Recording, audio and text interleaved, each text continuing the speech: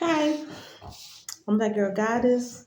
I made a video about the 5 different ways of dealing with conflict, and now I'm going to deal with conflict management. I kind of sort of touched on it, but it's 4 ways to address problems or conflict. And one of them is first, you need to see the problem and decide to go around it or not address it at all. Not matter, is not important. Sometimes we have to, I'm going to say, choose our battles. Some things are just not that important. Because I mentioned something about you got a spouse, he wanted his food hot. He came in, the food set 20 minutes, it was cool. And he was like, you can put it in the microwave. You could have heated it up. And then you was like, well, he can heat it up. Some things is just not that important. Me, I'll just put it in the microwave and say, okay, babe, just okay. I get it. Sometimes it may not be hot. If I'm thinking, I'm going to try to remember and I'm going to just heat it up. Because to me, some people are just foolish. A lot of marriages and strong situations has been broken because people are just that petty. They got to win it no matter what. And if you don't agree with them, a lot of times you don't have a marriage. You don't have a relationship. And that's not how things go. They'll put more energy into their friendships and they be like, well, my boy crazy, that's just how he is and everything. I just, make sure that we going out. I've been like, make sure y'all bring this food hot. Or, if I'm throwing something, if I'm finna put some on the grill, I just try to look out for him like that because I know that's how it is, and they don't have no problem hang every day. But you can be married to somebody in a relationship with, they won't give you that same grace. So sometimes we do got to choose our battles. Because I tell people, while you're getting to know one another, you need to see how they deal with conflict and how, different things like that. But then, the second way to deal with conflict management, this is what we're doing, how to deal with it. You got to see the problem and go aside, which is not addressing the conflict. It's not what I want anyway. People will say that it's not what I want, but okay, it's not that bad. This isn't the direction I wanted to go in anyway, but okay, you know, and you can recognize your feelings. But some things, you can pray to God for some things and you can be like, I wasn't trying to deal with all of this, you know, but okay, I'll manage it. Then you have the third way of dealing with conflict. It is you see the problem and go back. I just don't want to deal with it. It's hopeless. I give up. And sometimes, you deal with some people, that's where you're going to be. But like, ain't no use of trying to talk to them. They're not going to see your opinion.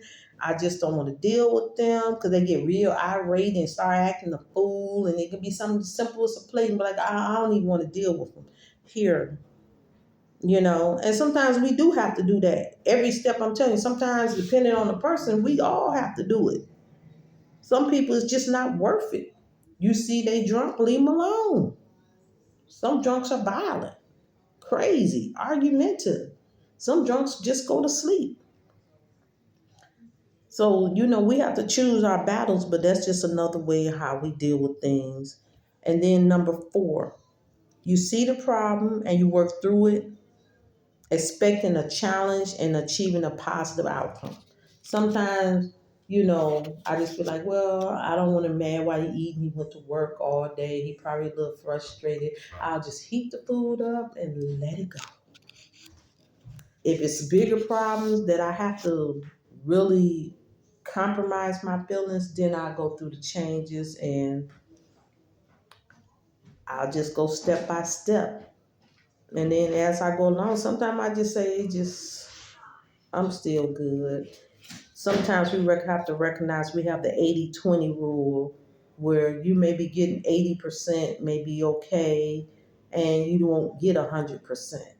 And none of us get 100%.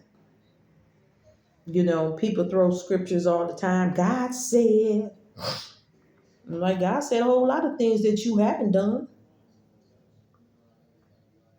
I tell people that, and then I tell them, like, okay, you get some men, your body's not your own. I recognize that, but I do have to feel it. If something is hurting or they just doing stupid stuff, because some people, oh my God, they need therapy. Some men need therapy.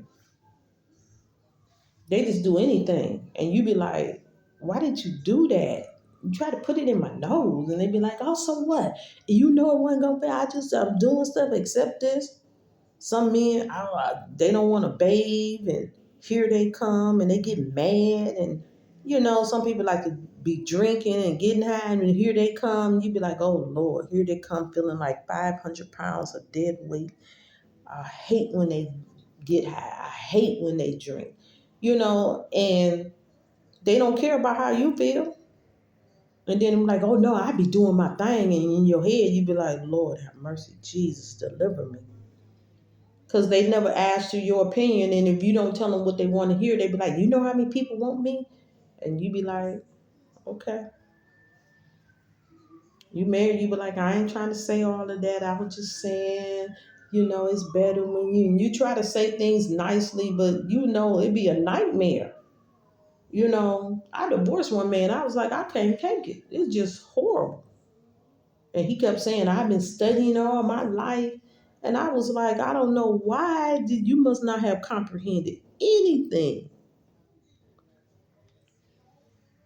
Sometimes women take longer to get ready because they wear so many hats. Females, man go to work, okay, I'm in boss man, then he eat some food, he look at TV, he cool. But then females, we're thinking about tomorrow, how we gonna get the kids dressed, we thinking about our inner projects, what our spouse need, trying to make him comfortable. Um, what's you got to resolve situation like the bank, the kids. You got to go to school. The people said all kind of crazy stuff spiritually.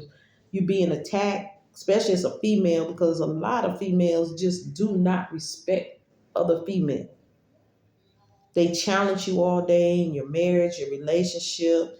They try to dog your children, try to make them feel bad. The enemy be coming in as a flood, and you're addressing most of these problems because, as women, we're God addresses us of being more prayerful, reading more word, fasting more, building up our spouse.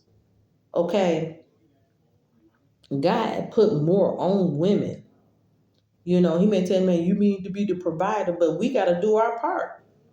Until God deliver him that he can do everything when he see fit that that's a blessing that you deserve, you doing your part too. You going to work, you deal with your employer, you dealing with all kind of crazy stuff. And they may not even be sensitive to you, you know. But then again, it's that thing. You got to weigh the pros and cons, and sometimes God tell you to stand no and weather the storm. And sometimes that storm may last 3 or 4 years. Sometimes we have teenage children, we be wanting them out the house so bad, and they don't get it. And they go through their teen years from the time they 15 and hit high school, they be a nightmare. And that same child that you wanted and prayed for, you regret you ever gave birth. But you don't want to explain that to nobody. You don't want to say nothing. And you still got to pray what's best for them. You still got to cover them, and they can be so disrespectful and foul, and you got society trying to tell you you're wrong. They just bunch of devils in high positions, and they won't let you raise your children. And then they say, oh, look at society. Y'all wouldn't let me raise my kids. Then I got to go to work because the man don't want to be a man. He don't want to provide for his children because he's just trifling. You ain't do nothing wrong. He just don't want the responsibility of a child. That man can ask and beg you to have that child and still don't want that child. Okay? After they get here, oh my God, they selfish. So you working two jobs trying to make sure your child have. You're not trying to let your child know what's going on. You got to keep children out of grown folks' business. Sometimes you got to make this thing happen. You know, and you dealing with someone who's just all about themselves, and then, oh, you want me to give you $20 every week? That's the child support.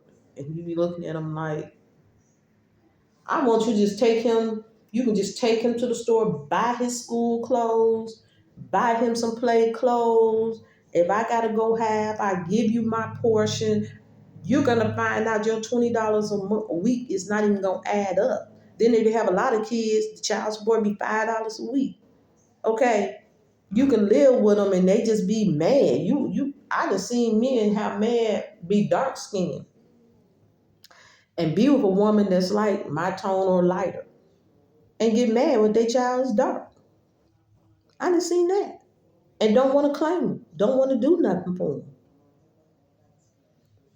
Crazy stuff. But that child still needs love and to be provided for, you know. And in all conflict, I'm going to tell you, go in prayer. Fast on it, pray on it. Let God touch some situation, because some situation ain't going to change until God make it change. Okay? Well, that's my different approaches to dealing with conflict and problems. Y'all can comment, y'all can add stuff to it. I love to hear your comments. I'm not talking about the foolishness, the trolls who just get up and say stupid stuff in your thing. Most of the time, if I see it, I'm going to delete it. Okay. But anyway, y'all enjoy y'all day and give me some topics to talk about. Bye.